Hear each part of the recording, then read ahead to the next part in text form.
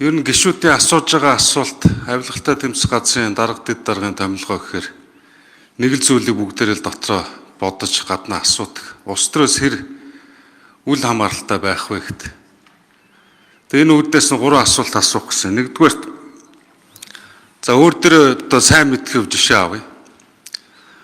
2019 оны 11 сарын 22-ны өдөр улсад 3.9 тэрбум төгрөгийн онц хэмжээний хохирол учруулсан гэдэг намайг с сэжигтнэр татчихсан. За яа шалгах хэвээр юм шалгадна үз. Тэгээ дуудсан цагт нь очиод байцаалт мэдүүлгийг өгөөл явсан.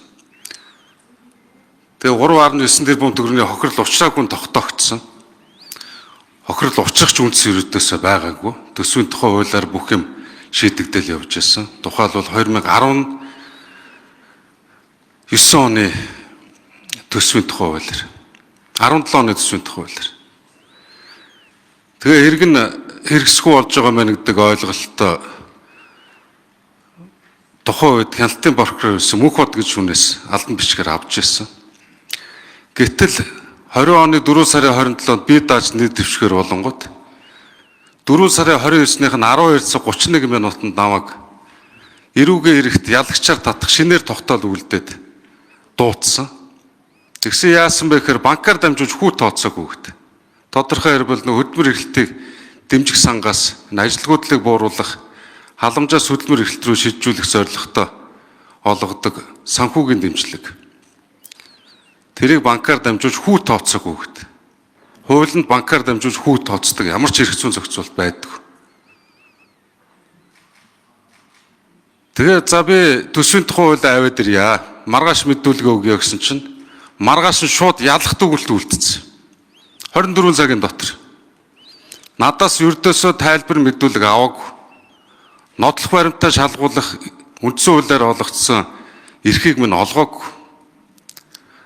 За ингээд чирээ авчихсан. За энэ хүртэл бол одоо таны удирдлагын доор ажиллаж байсан, одоо ч ажиллаж байгаа Ням давг гэж мөрдөн байцаагч энэ бүгдийг хийж ирсэн.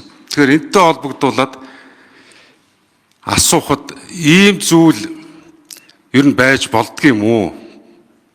Та хувийнхаа үднээс ч тэр энэ хариуцлагатай албан тушаал дээр 6 жил ажилласан хүний хувьд ч тэр юу гэж дүгнэж байгаа. Хоёрдугаарт 22 оны 12 сарын 13-нд нүүрсний уулгаач гээд Халтмаагийн Баттулга тэргүүтээ 17 хүнийг зарласан. Хариуцлагатайгаар зарласан авилгалтай тэмцэх газраас. Энэ юу болсон? 3-дугаарт өнөөдөр 126 улсын хурлын гишүүд байна. Энд ямарваа нэгэн байдлаар шууд болон харилцаа хамаарал бүхий этгээд дээрээ шалгаж байгаа хэдэн хүмүүс байгаа. Энийг би яагаад асуугаад байна гэхээр санал хураалтанд би даасан байдлаар их хурлын гишүүнийхээ өргөсөн тангаргийн хүрээнд санал хураалтанд оролцох гэдэг нь үгүй юу гэдэг би бас эргэлзээд байна. За энэ 3 асуултанд тодорхой хариулт авъя. За өмнө шалгагдаад ингээд одоо шүүхээр одоо ороод шийдэгдсэн асуудал дээр бол миний хувьд бол хууль сахиулгын агуулгын сахиулах болоод авах тэмцэх болгон даргын хувьд бол одоо дүгнэж хэлэх бол одоо бол зохимжгүй. Нэг хоёрдугаар дэрвгүй хэрэгт ялгчаар татах яллын дүгнэлт үүлдэх эрх бол авилгатай хууль сахиулах байгууллагт бол мөрдөх байгууллагт бол байдгүй.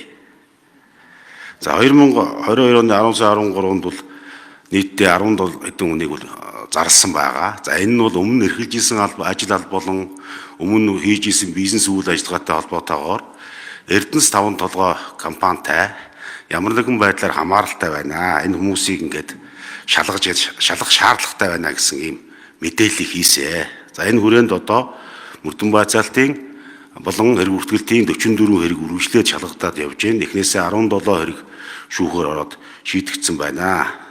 За ямар нэгэн байдлаар шалгаж байгаа 126 гишүүд төр байна уу гэсэн энэ дээр одоо бас энэ хариулах одоо бас боломжгүй байна. Танд би одоо эргээд шүүгээд бас ингээд танилцуулж болох байх. За эхний асуулт нөгөө надтай холбоотой. Эцсийн дүндээ явж дээд шүүх хэрэгсэхгүй болгож шийдсэн. Өөрөөр хэлбэл анханасаа хэрэг үүсгэсэн байдал яллах дүгнэлт үйлдсэн байдал анхан болон нийслэлийн дав залдах шатны шүүхийн бүх одоо энэ хуулийн дагуу явсан процессууд хууль ус байна. Энэ бол гэмт хэргийн бүрэлдэхүүн чалга гэд хэрэгсгүй болгоцсон. За та бол энийг маш сайн мэдчих. Тэгэхээр өөртөө дүгнэлт хийгэр. Хоёрдугаарт одоо нүүрсний бас нэг 2 дугаар анги нээгчээд байна л да. Засгийн газрын зүгээс Төгнөг нуур Халтмаагийн Баттулгатай холбоотой асуудлуудыг яриад байна. За энийг ингээд харахад татвараас зайлсхийсэн, мэдээлэлд ойрхон байдлаа ашигласан, мөнгө угаасан, үндэслэлгүйгээр хөрөнгөцсөн маш олон асуудлуудын танд харагдаад байна. Ямар асуулт вэ? Асуулт нь. Энэ засгийн газраас энэ төгрөг нуурын ордтой холбоотой асуудал ярьж шалгах юм уу гэж тэгж байна л да. Одоо энэ хэвлэл мэдээлэл орж байгаа асуудлыг шалгаж л одоо тодорхой одоо шалгалт хийж ээж л энэ чинь бас таалагдах л та ярих байх.